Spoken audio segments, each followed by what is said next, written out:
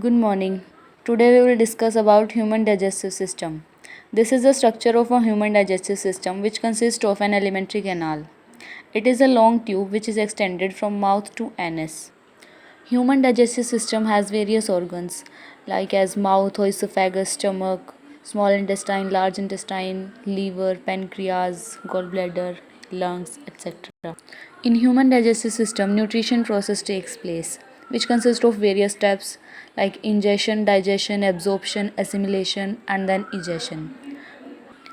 In first step, that is ingestion, human being ingest food through mouth with the help of hand. In second step, digestion will take place. Digestion of food begins in the mouth itself. Mouth contains salivary gland which secretes saliva. Saliva contains an enzyme which is called salivary amylase.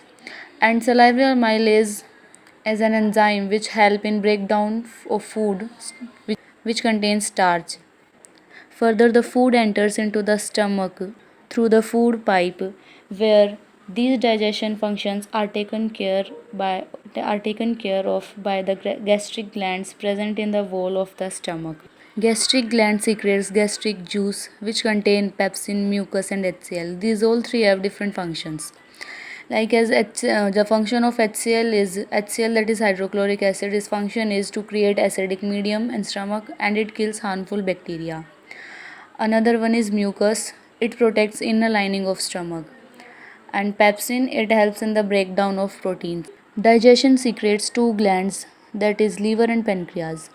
The function of liver is that it secretes bile juice which is greenish yellow liquid and is stored in gallbladder.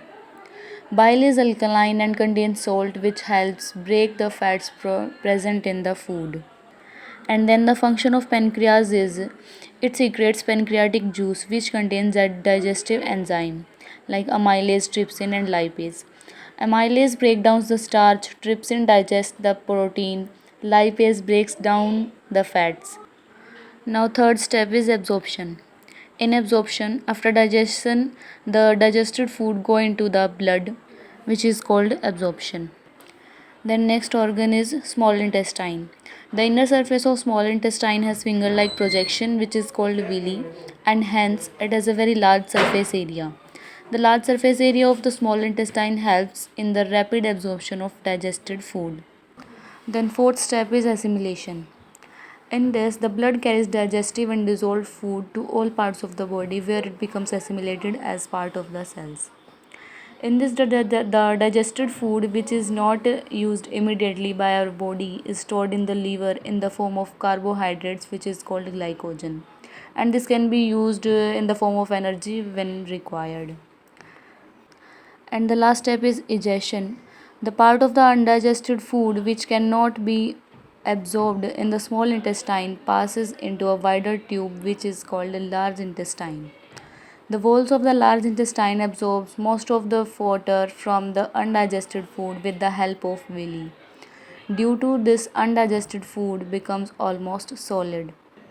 And at last, this undigested food is passed out from our body through anus, and hence through these steps nutrition processes takes place in our body.